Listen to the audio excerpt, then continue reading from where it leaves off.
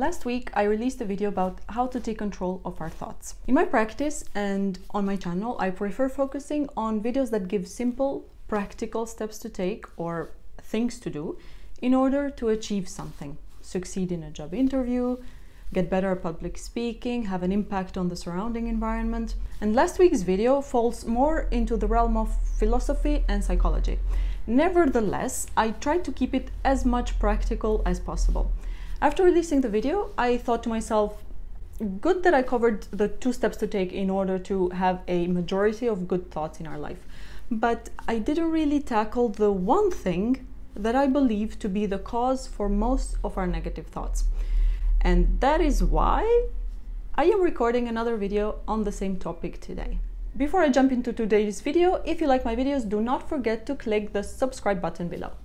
And if you want to take it one step further, and you want to be notified when a new video is out, then click on the bell right next to the subscribe button. Let's start with naming what I believe to be the #1 cause for our negative thoughts, and that is our ego. There are quite a few reasons that lead us to think negative thoughts. Negative rumination about where we are and where we are headed in life, overanalyzing our options because we want to choose the best one, jumping to conclusions without knowing all the facts, needing to always be right, catastrophizing situations, etc., etc. But at the heart of them all lies the ego. We ruminate about where we are in life, what we have done so far, where we are going. We all do this, and we have to, in order to remain true to ourselves and to live our best life. But too much rumination means we are obsessing over ourselves, our life, and our place. Obviously, we need to analyze the options that are available to us in any given situation, but overanalyzing them, again, means that we are obsessing over choosing the best option that will make our ego happy. Jumping to conclusions. Who hasn't done it? Guess why we jump to conclusions?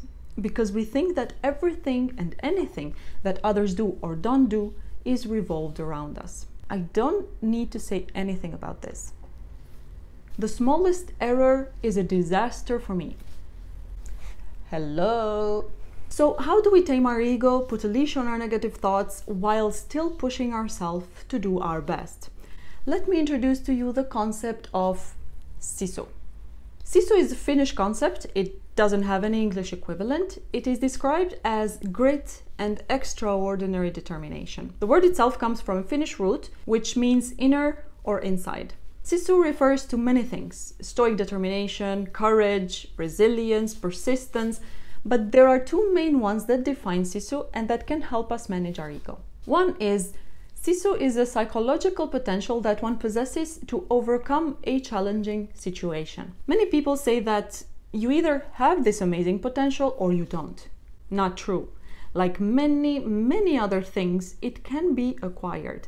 In fact, half of the respondents in a study said that they believe that some people are born with Sisu, but 83% of the total respondents said that Sisu can be gained through practice. Having Sisu means you find yourself in any of the situations I mentioned earlier, and you still find the courage and determination to move from there and propel forward. That courage and determination comes from an unknown, unexplored reservoir that resides in us, strength that only shows its head in times of adversity. What helps us build Sisu or awaken it for when we need it is keeping a mental journal of our past adverse experiences. No matter where we are in life, we have all encountered adversity, some big and some small, but all important in their own way.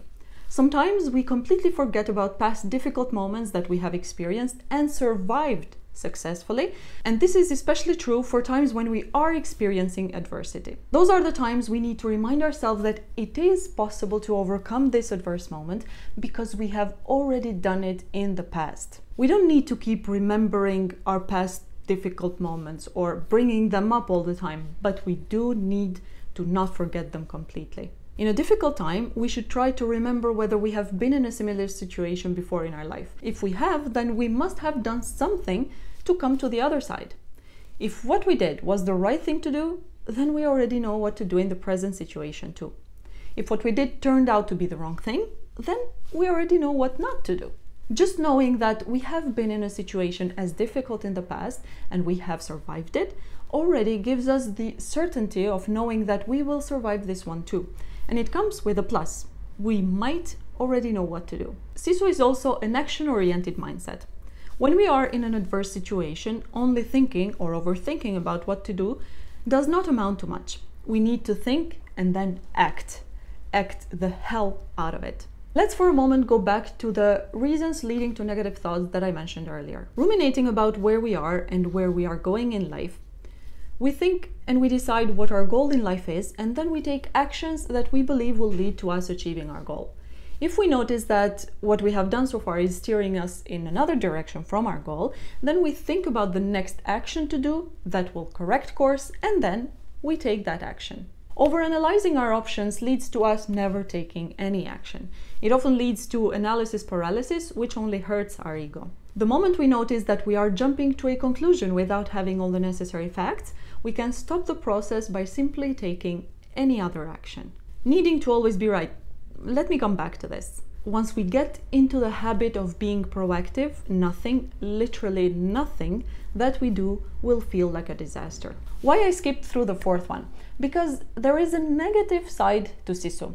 That is called pahan sisuinen in Finnish and means one possessing bad Sisu. Bad Sisu is too much Sisu, which leads to stubbornness, burnout, inflexible thinking, self-centeredness. Needing to be right all the time is one way to feed this bad Sisu. If we focus too much on our ability to be courageous and determined to overcome any situation we might find ourselves in, it could lead to burnout, exhaustion, and also, to be honest to ourselves, not so much fun to be around. That is why we need to cultivate our inner strength and be proactive, which will feed our ego, but at the same time, we should limit bad Sisu, which will send the message to our ego that it is okay to relax from time to time. We can limit bad Sisu by always being open to the possibility that we might not know everything, that we might make mistakes. All this becomes possible and easier by practicing self-compassion. I might not know everything, and now that I am aware of this, I can learn something new. I might make mistakes, but making mistakes is only human and not fatal. I might have some negative thoughts right now, but with my good and well-practiced Sisu, I can push them away and open the way to positive thoughts.